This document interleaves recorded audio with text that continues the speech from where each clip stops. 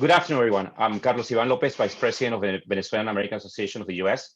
I would like to welcome all of you today to our conversation with Leopoldo Martinez, member of the Democratic National Committee, which is the governing body of the United States Democratic Party.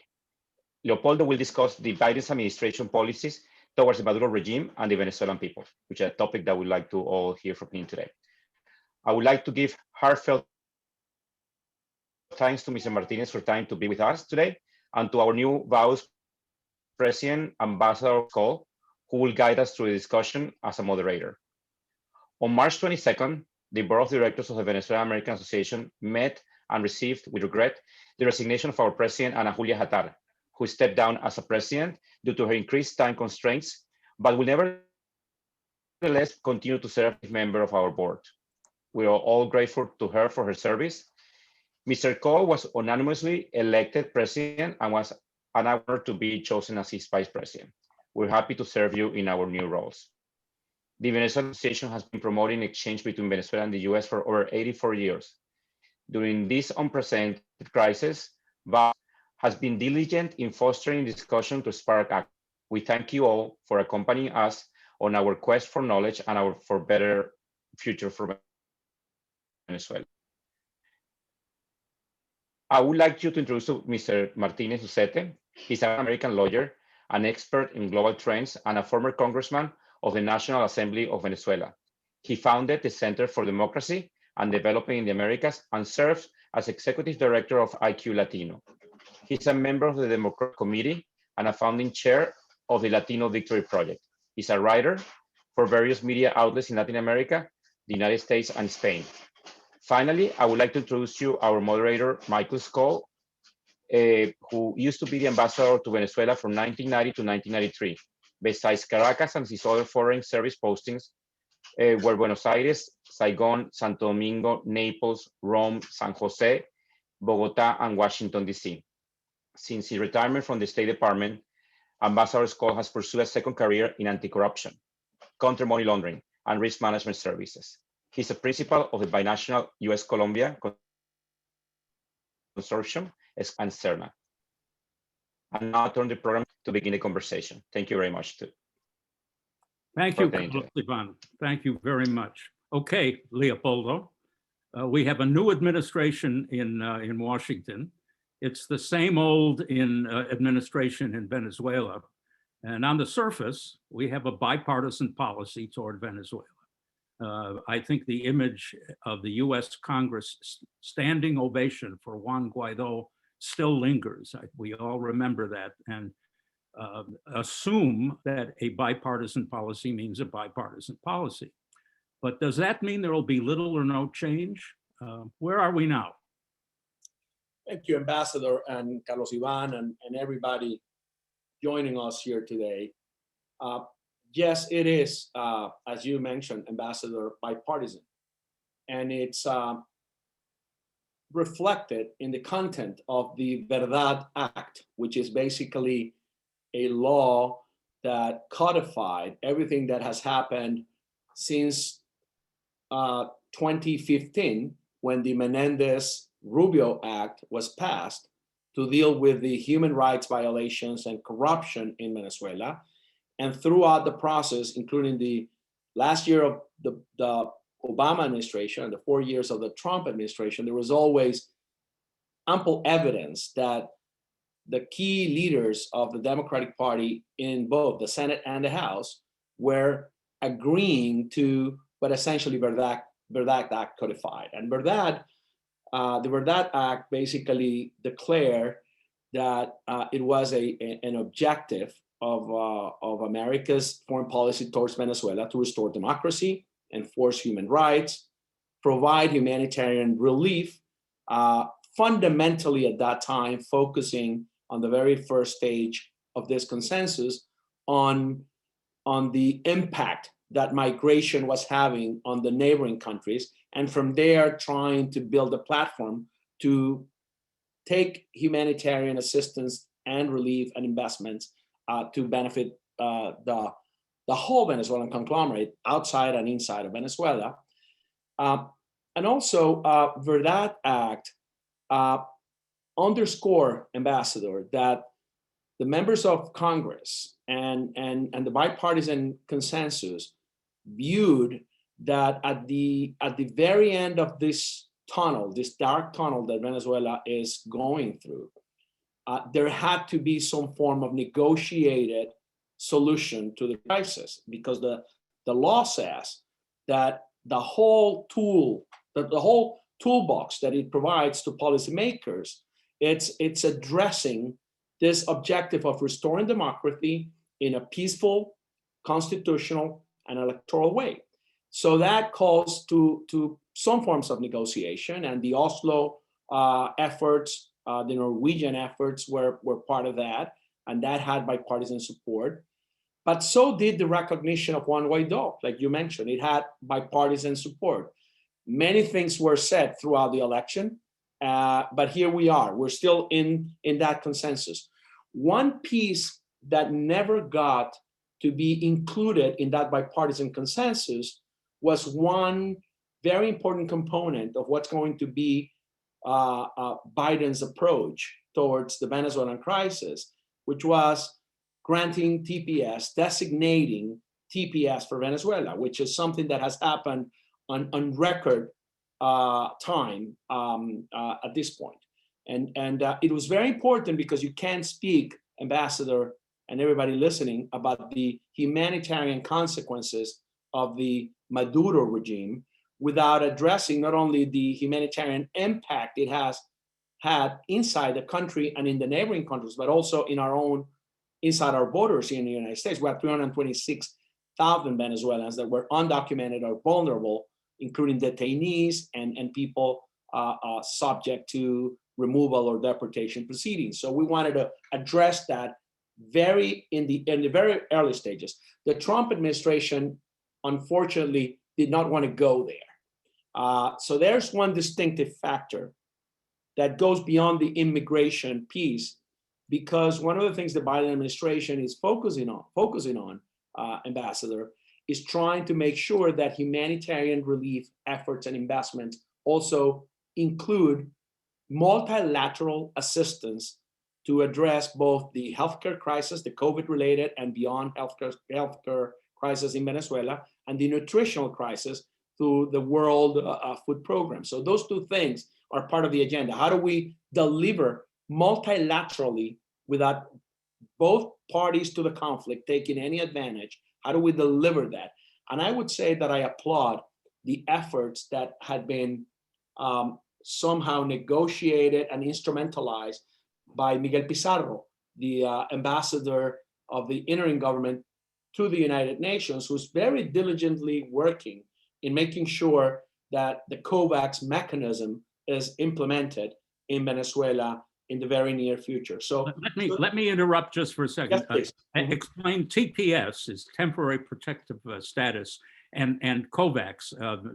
In case people are not aware of the acronyms, we who were born and raised and still live mentally in Washington speak in acronyms. A lot of people don't. A lot of people don't. Well, TPS, temporary protected status, basically will grant any undocumented Venezuelan the opportunity to remain legally in the United States, have a work permit. And the virtue of temporary protected status is that it is based, as you know, Ambassador, in a country review, country assessment that is made both by Homeland Security and the Department of State, which, if you read in itself, is a very strong condemnation to the regime and the difficult conditions that are being experienced by Venezuelans that had left the country. So temporary protected status, TPS, is basically a humanitarian measure that assists the refugees here. It is granted for 18 months. It will be renewed as long as the conditions remain. And one thing that is very important when it comes to the analysis of temporary protected status is that due to the recent litigation that the Trump administration initiated against other TPS designations, the courts had said that as long as the conditions in country remain, it is not unilaterally revocable by the administration. So it gives this status will give some certainty to Venezuelans as long as the country conditions remain those that were assessed by Homeland Security and the Department of State. COVAX, it's a different world. It happens in the world of the United Nations, and it's basically a mechanism where member countries of the United Nations, the World Health Organization, contribute resources to make sure that there's equity and access to vaccine distribution across the world. And Venezuela has moved from being one of those countries that in the past would subsidize to the countries that need a subsidy these days. There needed to be a contribution by the country, and that's what Ambassador Pizarro diligently worked with the Biden administration to make sure that the interim government could make, on behalf of the whole Venezuelan population, the financial contributions out of the assets that are frozen here in the United States or protected here in the United States under current sanctions, so that the mechanism could allow the World Health Organization go into Venezuela in an agreement that has to be reached by the World Health Organization officials and the Maduro regime to make sure that this is carried out according to international humanitarian assistance standards. There's been a little of a tic-tac-toe between the regime and the interim government about the vaccine, whether AstraZeneca is admissible or not.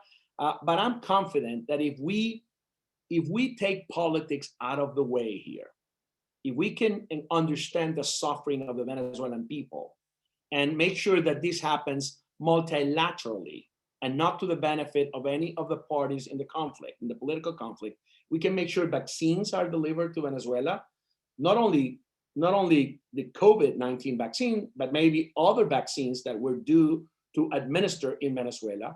We can rebuild some infrastructure capacity that has been lost over the past few years in Venezuela. And then we can move on to other programs like World Food Programming that will help us address the nutritional crisis that many in Venezuela are suffering. Well, I think you may be underestimating the resistance of the Maduro regime to anything that smacks of a contribution by the Guaido people, especially in terms of the importation of subsidized COVID-19 vaccines. The signals are not very good at the moment, are they? No, they're not. And my message when I speak about this, because Chavismo has its tones. There are different visions inside Chavismo. They become more coherent and unified in their external actions as a group, as a political group. They have more incentives to do that, of course, and they handle that properly. But there are tones and visions inside Chavismo that understand that there has to be a path to a negotiated solution that somehow removes the international pressure and creates incentives so that the country can find a transition to democracy. So they're cognizant of that. Of course, they have some radical views, like you said, that will not let this happen. And that's why it's so important that we underscore the multilateral character of this initiative. And also, this is possibly one of those tones in which the Biden administration will differentiate itself from the Trump administration, in the sense that the folks running policy right now in the Biden-Harris administration do not think that it is the role of the United States to dictate the terms of the transition and the negotiation that Venezuelans themselves must make and find. It is for the Venezuelans, leveraging on this tremendous international pressure that includes the US, but it is for the Venezuelans to find that path. It's not for DC or Washington insiders to dictate those terms. So one message I like to, every time I speak about this, I like to send to those who are listening on the other side of the process is, it is very difficult for the international community to find credible their intentions to find a negotiated solution to the crisis if they do not allow multilateral institutions to play a role in assisting with the humanitarian crisis. If you cannot agree to that, how can we trust that we really will see a path, a negotiated path to transition towards democracy? And this is one of those signals. The Biden administration has said that they're not going to engage bilaterally with the Maduro regime. They've said this many times, loud and clear. Juan Gonzalez, Anthony Blinken, and everybody around policymaking in the Biden administration have said, we're not going to negotiate with Maduro. It's not our role to negotiate with Maduro. It is for the parties of the conflict, the opposition, the interim government, and everything around the interim government, which, as you know, it's a collection of actors, civil society, Fede Cámaras, and many other players, to build an agenda and negotiate, including the use of resources that the international community can provide, like the Norwegian mediation or other countries that can be facilitators. The US will be watching progress. And in as much as there is effective progress, not words, not papers, not proposals, effective progress, the Biden administration will act accordingly and mobilize resources in the alliance we have with others.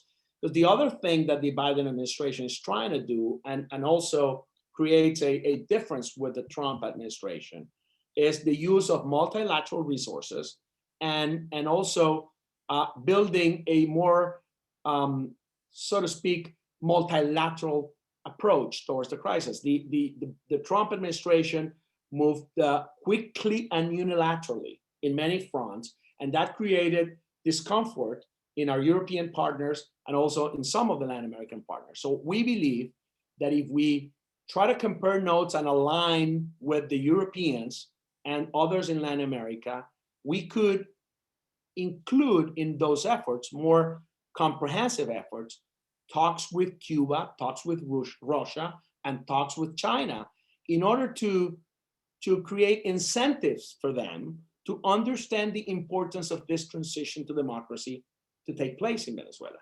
Well, I tend to agree with you as far as you've gone. Let me say before we go any further that this is on the record. People may quote you all they want. And second, if anyone wants to ask a question, just click the little Q&A button to your lower right, write out your question in English or Spanish, and we will cull the questions and ask Leopoldo toward the last half hour here. Now, Leopoldo, you've said that multilateralism is the preferred pattern of the Biden administration. I think you may underestimate how multilateral, in fact, the approach to Venezuela has been over the past few years. I will say that it's going to be more multilateral, but you also have to ask the question: why have so many attempts at negotiation, so many attempts at trying to move the situation toward elections? Everyone agrees that it's got to be elections. It's got to be the Venezuelans running the elections, and it's got to be honest elections. Why have they failed so consistently? And why do so many observers feel that anything that begins now will also fail, given the fact that it is very difficult to imagine why this group of people who are running the government of Venezuela today, Maduro, the Chavistas, and others, why would they want to negotiate a truly free election? They know very well that they would lose a free election. So if you've got control of every imaginable tool in the government of Venezuela, why would you negotiate yourself out of power, particularly since the elite, the 3,000 generals, more than there are in NATO, by the way, the 3,000 generals, the other elites, they're living very well. in Caracas and other places. And they know damn well that they have good reason not to trust promises of amnesty or any other deal, because who is to offer the amnesty? Is it the U.S.? But what about the state of New York and the state of New York's attorney general, or Florida, or any one of a number of other countries? The history of recent dictators moving to other countries has not gone very well. It's not like the good old days where you could just eliminate or send out of the country the dictator, his wife, a few kids, the cats and dogs, send them to Paraguay and everything would be fine. What do you do with 3,000 generals? What do you do with all these people who are living fine and rightly fear, one, they fear elections.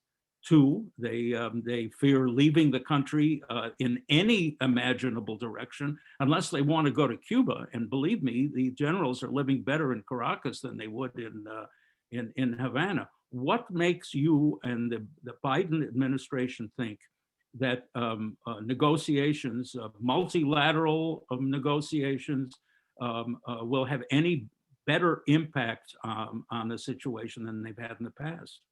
Well, let me begin by saying why we believe, and this is something that I have spoken personally with people in other countries that are equally concerned with the Venezuelan crisis than we are here in the United States.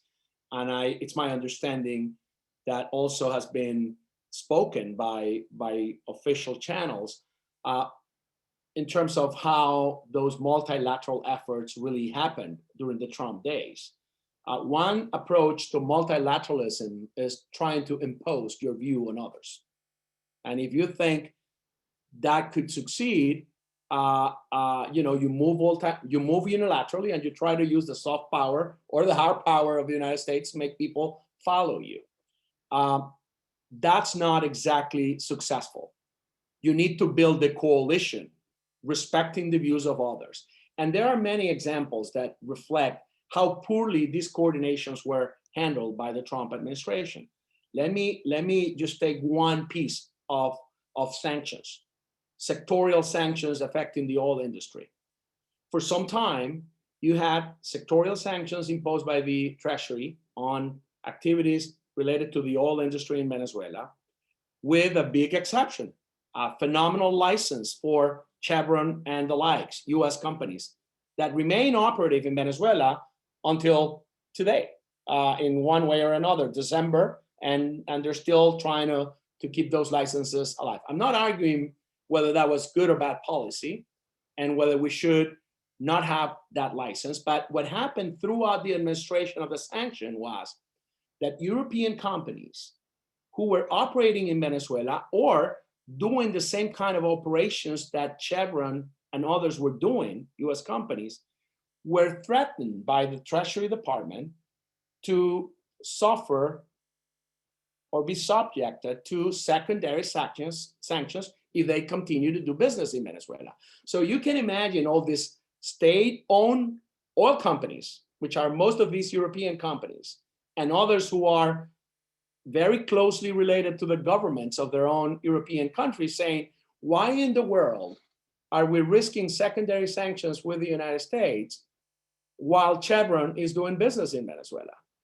So that only shows you, if the objective was to cut off the economics of oil to the Maduro regime, there you have a perfect example of how poor that coordination was under the Trump administration, and the resentment and problems it created in the coordination of the rest of the things between Europe and the United States. So would you agree, therefore, that the Biden administration should impose final sanctions on Chevron and any other American company, and secondary sanctions, which are extremely powerful? And you know well that the U.S. and Europe and others have only begun to think about secondary sanctions in the hope of eventually pressuring somehow pressuring the Maduro regime. Are you suggesting what I'm saying, because it would be granting or not licenses these days, right?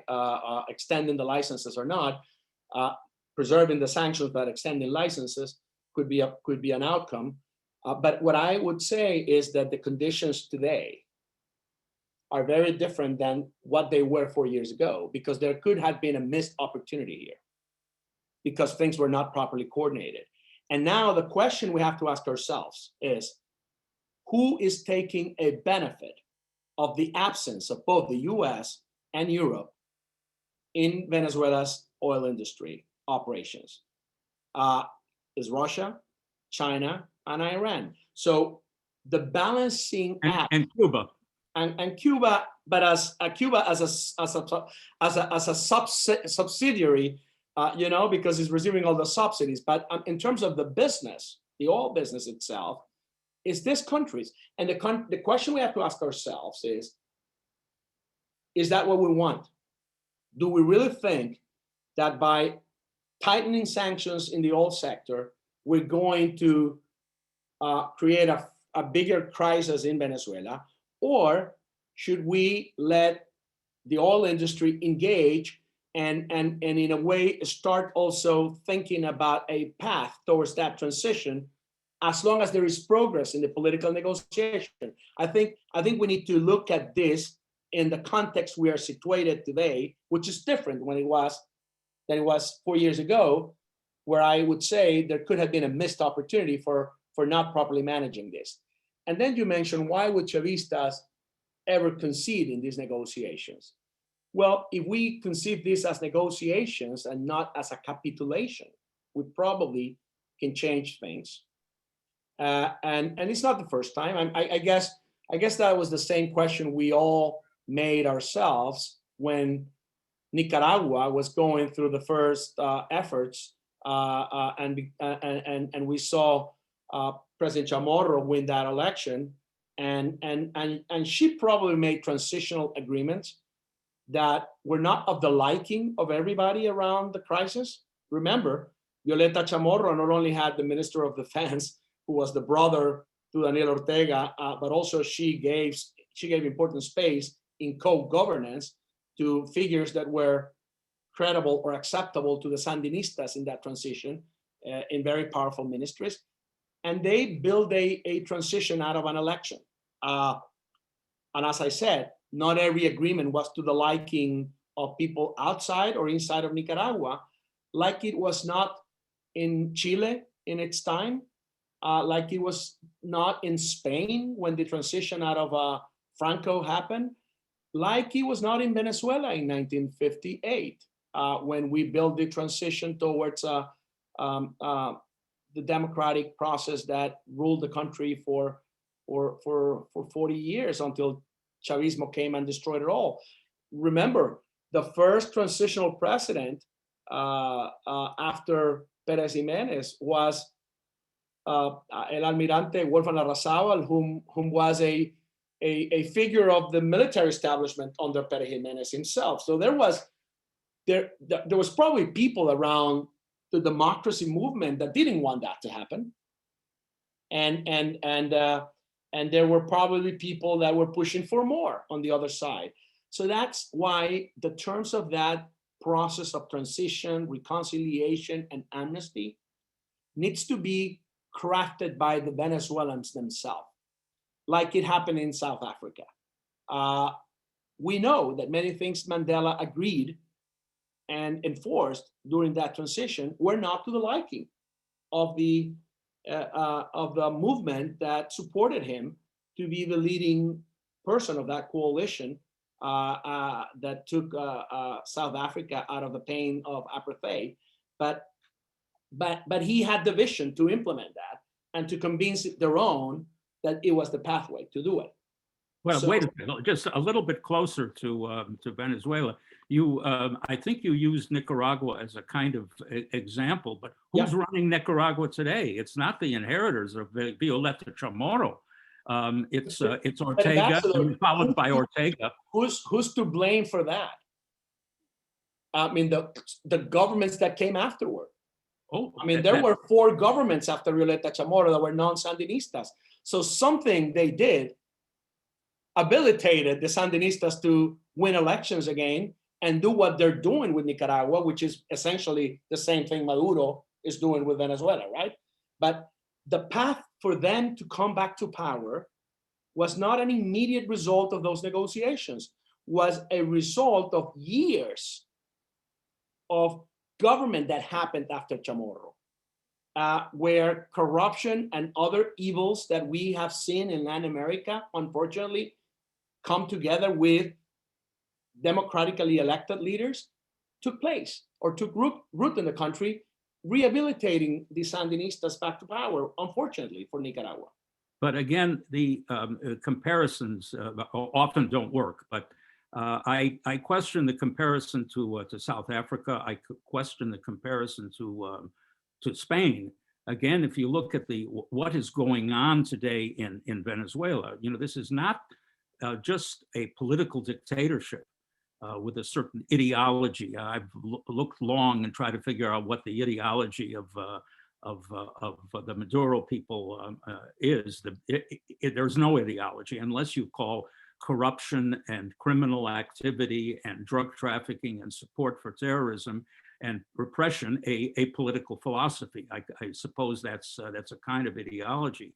But given the attitude and the practice of the Chavistas in Venezuela, tutored magnificently by the Cubans, and the sheer numbers of people who have to be dealt with, all those generals, I have real trouble, and I've had some experience with negotiations.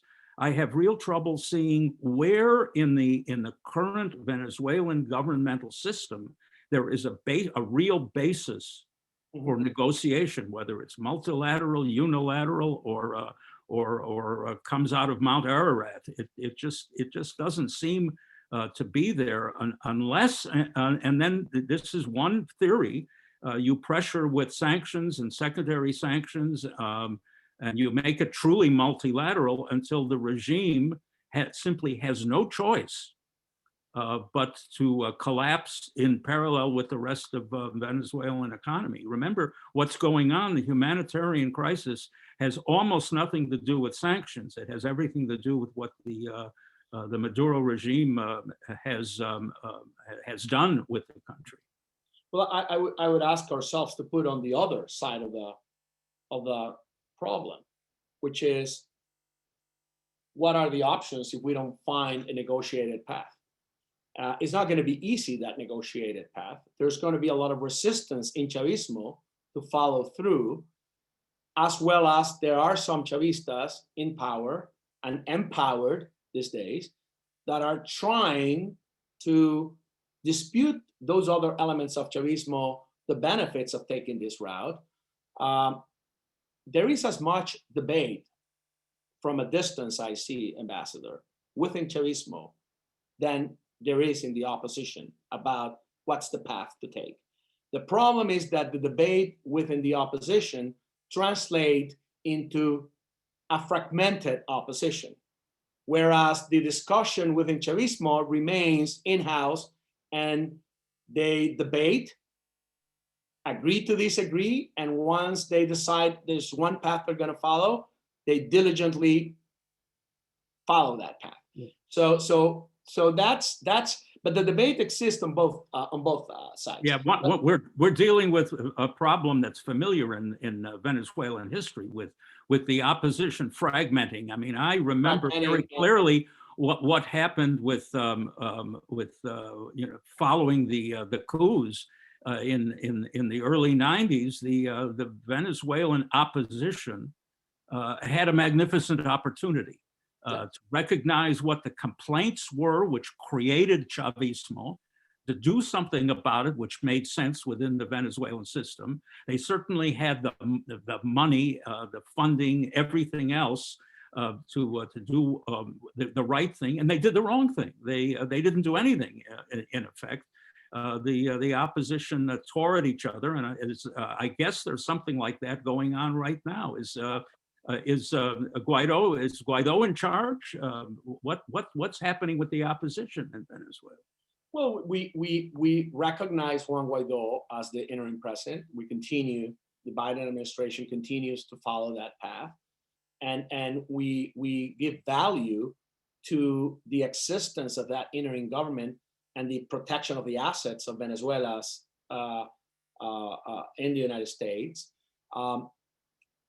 We would like to continue to work with the interim government and its leadership and the G4 in expanding the franchise of those members of the bigger coalition we need in Venezuela these days, so we can have the strength that is necessary, because we have to admit, high expectations also have created a deflation of the options, and the numbers of Juan Guaido today are not the numbers he had 2 years ago, and the numbers of Maduro are not better, but are not worse than they were 2 years ago.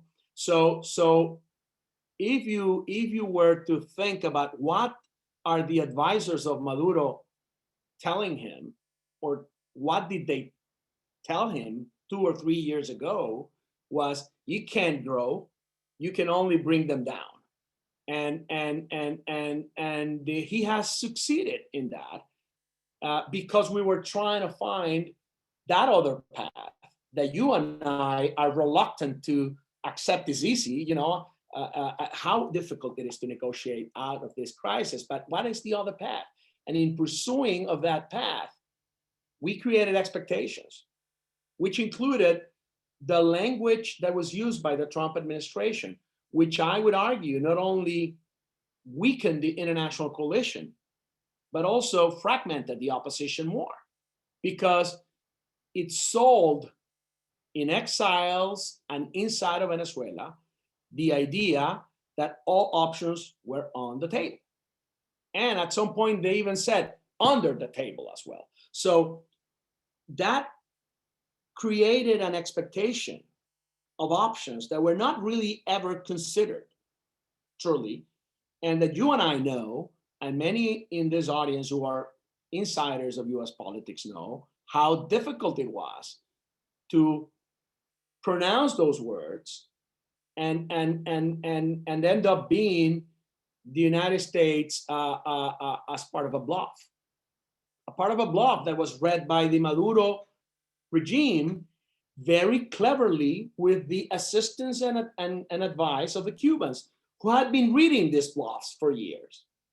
And my point is, we cannot Cubanize the problem on both extremes.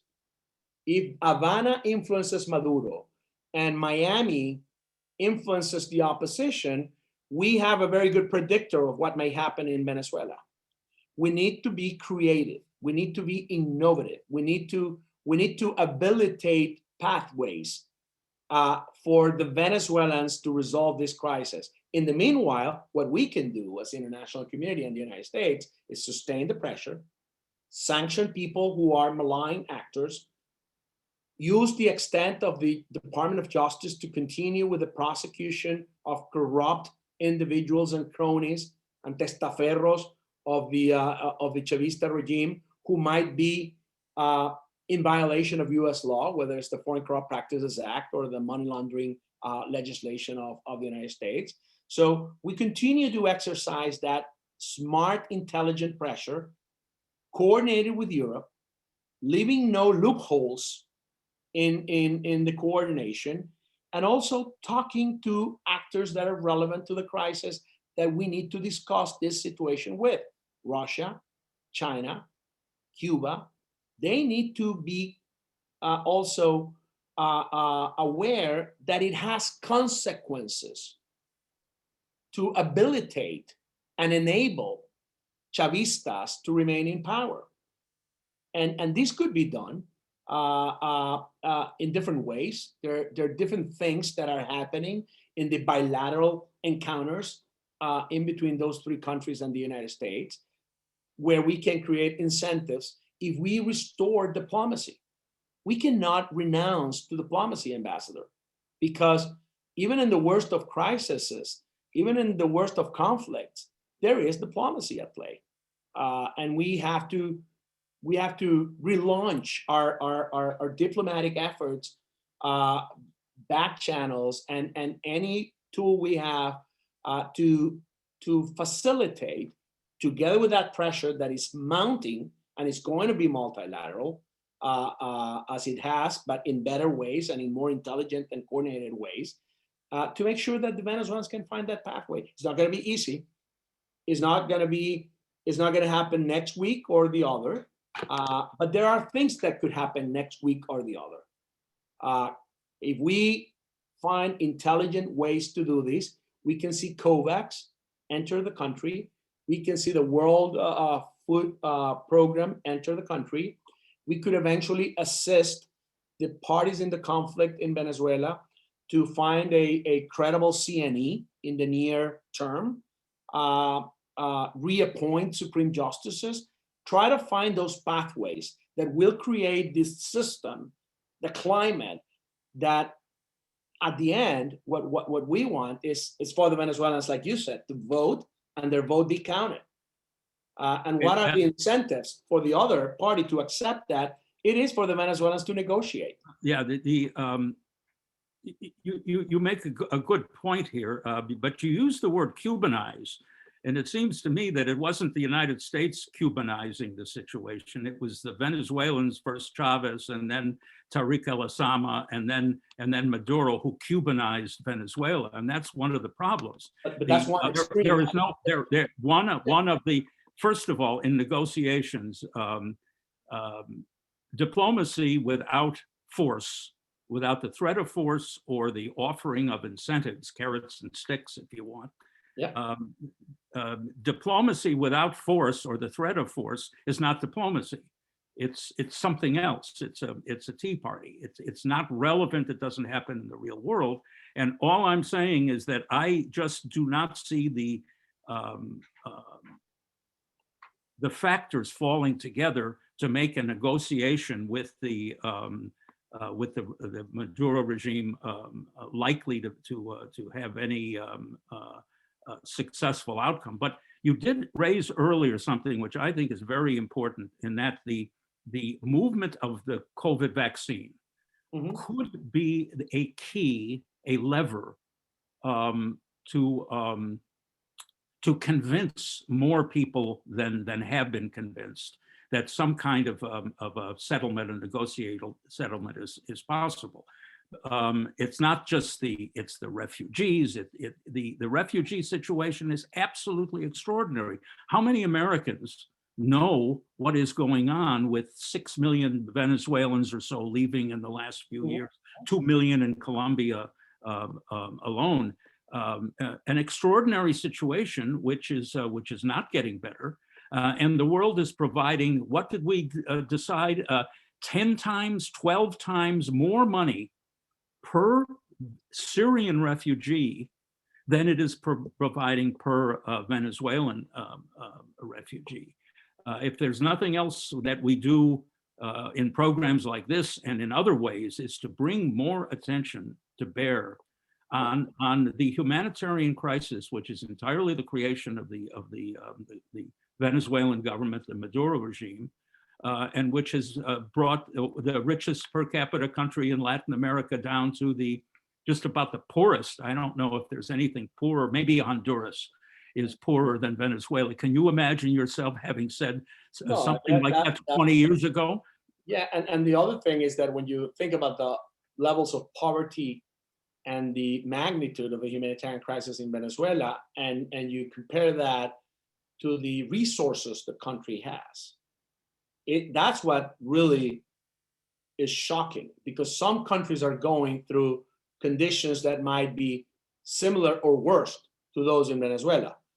But it's because there's a civil war ongoing, or because there are no resources at all. But we're talking about a country that is blessed with those resources, yet the people living there are in the most stringent and terrible conditions we can imagine. It's almost almost biblical kind of situation. I hate to raise that, but we have to admit also, Ambassador, the bubbles of relative wealth and comfort that continue to exist in Venezuela, on one hand, which basically tells us that the country is divided in between those who have access to US dollars and those who don't. And you can have access to US dollars in Venezuela, whether because you had savings throughout your life that you're using, or you have family or friends abroad that are helping you in one way or another. And that's why it is so important, in our view, what we just did with TPS, because we are going to offer economic security to Venezuelans here in the United States, 326,000 of them, who could be contributing factors to the stability and well-being of their families and friends in Venezuela by remittances and other ways to get there. So here is a very important discussion we need to have in terms of where do we take the international pressure and the sanctions. And as I said, sanctions are part of the toolbox that is bilaterally agreed to be used in Venezuela, and we will continue to use them. Now, we need to assess which sanctions are really hitting the nerve of Chavismo and weakening the regime, and which sanctions are affecting the resilience of the Venezuelan people. Not that the crisis is the result of sanctions, because it is not the case, but the resilience of those private sector companies, middle-class folks, working-class folks that continue to survive the struggle inside of Venezuela. Because let's take note of this, Ambassador. The more refugees out of Venezuela, the easier the political path for Chavismo. Because those who remain in Venezuela will be the most vulnerable and the most dependent and the most, those who would have those who would find very difficult to express dissent, even if they wanted to, because of the conditions. A parallel to the situation in Cuba. I'm sure you'll parallel to the situation in Cuba. So I'm with you when you said it was Maduro and Chavez before Maduro who Cubanized the problem on that side of the equation. But there's this other side of the equation, which is us, people like us who wants to see democracy in Venezuela. We can't follow the script that was followed by those in the same position we are in the past with respect to the Cuban conflict, because it's very easy to predict what will happen. And that's the Cuban playbook. That's what the assets of the Cubans are basically telling Maduro. Oh, yes. And that's what and we have to be very mindful of that, and we have to outsmart and outperform this. I agree with you. We have not been very smart, frankly, over the years, over the decades, in outsmarting the Cubans in terms of Cuba. We have to outsmart them now in terms of Venezuela. Let's turn to questions before we go any further. This is one from Antonio Alves. Could we consider that Russia and China have a strong political role in dictating Maduro's policies? Question. And if so, why should those regimes allow for any negotiations? Well, there are so many things in the table of negotiations between China and the United States and Russia and the United States. As an ambassador and as a former diplomat and foreign service officer, ambassador, how many things are to the interest of the bilateral relation that we have with those countries, with which we have also a contention and a confrontation on other issues. These are relations where we have cooperation, confrontation, and conflict in many ways. So we handle the three problems with them, and the more incentives we create to cooperation and exchanges, but the better for the relations. So there are many things that can be negotiated and spoken with China and Russia in terms of the quid pro quos, so to speak, that are available. I would add Cuba to that. If there was going to be any effort to normalize in different ways than it was tried in the past, the relation with Cuba, I venture to suggest that we explore providing the Cubans with incentives to that normalization. Wait. We tried that. We tried that. The approach to not with regards to Venezuela. We never asked the Cubans. We've never asked the Cubans to remove their influence from Maduro in exchange of normalization. We asked the Cubans in exchange for normalization to change certain things in Cuba, which they not only did not do, which we expected to be done, toward a kind of not quite democracy, but a little more openness. We asked that happen. Not only did it not happen, but the reverse happened. The reverse happened, Ambassador, right after the Obama administration was out of office, and there was a rollback on those policies as well. Okay, well, I disagree on the timeline. Let me add, here's another question from an anonymous attendee. If I heard you correctly, you mentioned that allowing oil companies to operate in Venezuela lead to a negotiated democratic transition. How so? Could you clarify what you mean by that? Well, what I'm saying is, if we continue under the current status quo, the oil business in Venezuela is going to be in the hands of Russia, China, Iran, and maybe other actors that are not Western countries, Western Hemisphere countries. So how do we prevent that from happening? So my idea is that we could sequence progress in the political front with normalization or flexibilization of those operations, so that also, if we're going to imagine, Ambassador, that this is successful, we have to imagine that the transition itself, if it happens, needs to be enabled.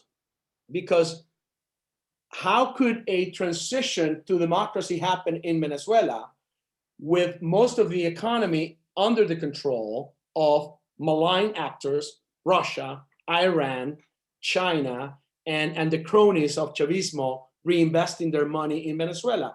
That's going to be a very short-lived transition, if you think about it, right? Together with the military and together with all the components that are complex here. So what I'm saying is that we have to sequence the process so that political progress that can be made as the parties negotiate can be very closely assessed by Europe and the United States to understand in which ways we need to engage economically to facilitate those negotiations, at the same time that we build a platform upon which that transition will be successful. Because the worst thing that could happen is that we don't find a way to sustain a democratic transition later down the road in Venezuela. Okay, here's one from an old friend, Cindy Arnson.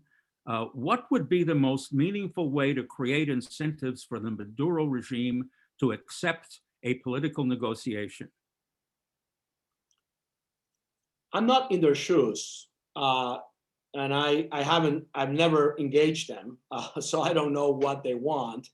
But I can imagine that other countries that have been closer to the efforts of negotiations already know. I can only imagine that what they want is that out of this transition, there will be some form of political reconciliation in the country, in which their future is not necessarily capitulating and seeing themselves behind bars, right?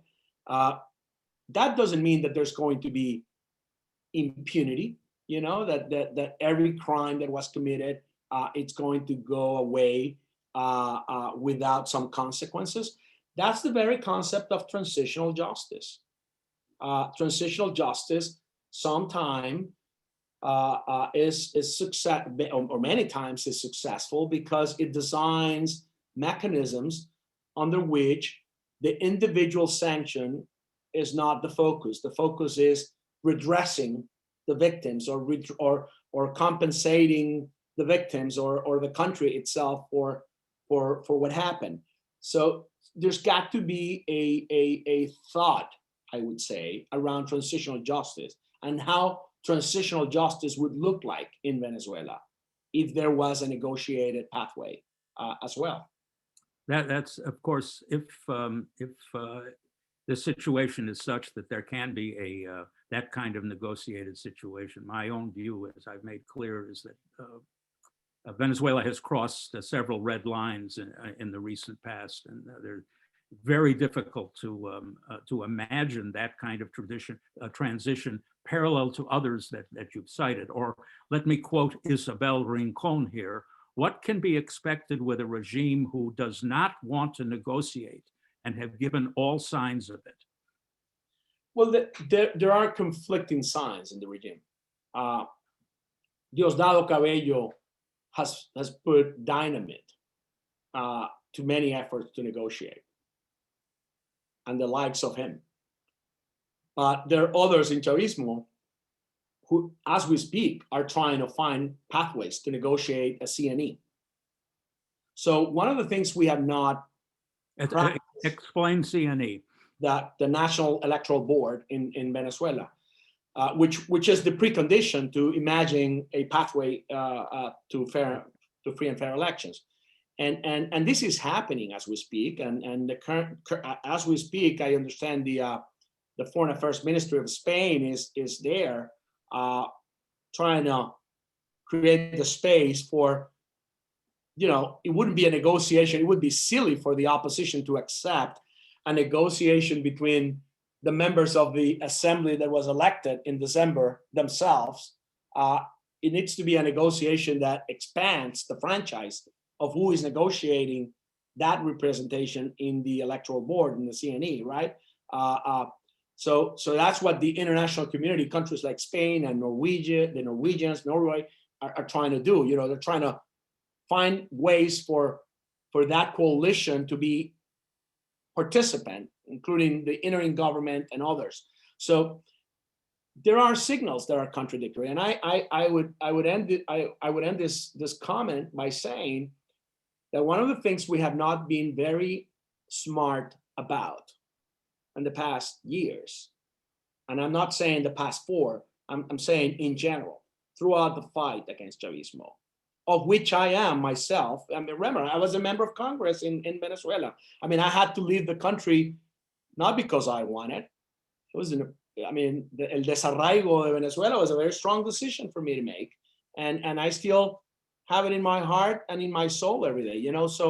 So and it wasn't because Chavistas wanted me out of the country, mostly not because I wanted to go. They make very clear intentions of going beyond what I would support if I stayed in the country. But one thing we have not been very clever is in dividing Chavismo. Instead, they have been very clever in dividing us. And there are enough differences within Chavismo, within the civil components of Chavismo and the military components of Chavismo, the kleptocratic components of Chavismo, those who are ideologically there and not necessarily because of the economic incentives and the corruption. There's a lot of actors there in Chavismo. Have we done what is needed to divide and conquer? That's one area where the international community can play intelligently by cherry picking sanctions, individual sanctions in a very intelligent way, not in a way that unites them, but in a way that divides them. And there are messages you can send leveraging on sanctions to create those incentives for division in Chavismo, which are different than trying to be participants in the use of force or a military operation, where frankly we probably would not succeed, but we could succeed in creating incentives for many to be part of this negotiated agreement and leave behind the ideas that are prevailing within Chavismo in order to find themselves a future inside the country.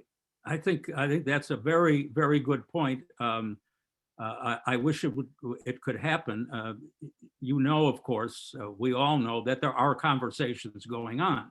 Neither you, I don't think you, but and I'm certainly not I do not know that the details of conversations that invariably are going on between the US government and others secretly to do hopefully exactly what you're talking about. We shall see.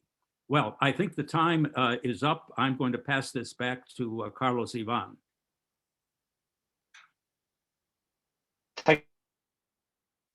Thanks a lot, Ambassador, and in particular to you for being here today. I mean, it was a truly interesting conversation.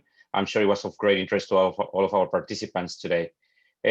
Thanks a lot to the hardworking team from the association for making this event possible. Lina Delgado, Linda Calvet, Lori Dominguez, and Ivan Perea. Ivan is going to be leaving us soon, but we'll continue with the rest of the team who are in charge of our programming and logistics. We have more and exciting programs coming about in the next few weeks.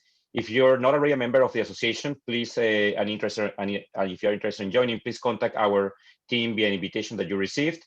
We'll be happy to have you as part of as a member of the association. Thanks a lot for participating, and we look forward to seeing you again. Thank you very much. Carlos-Iván and Ambassador Cole for the opportunity, and to everybody who participated with their questions and comments. Okay, very good. Thank you. Bye-bye. Thank you. Bye-bye.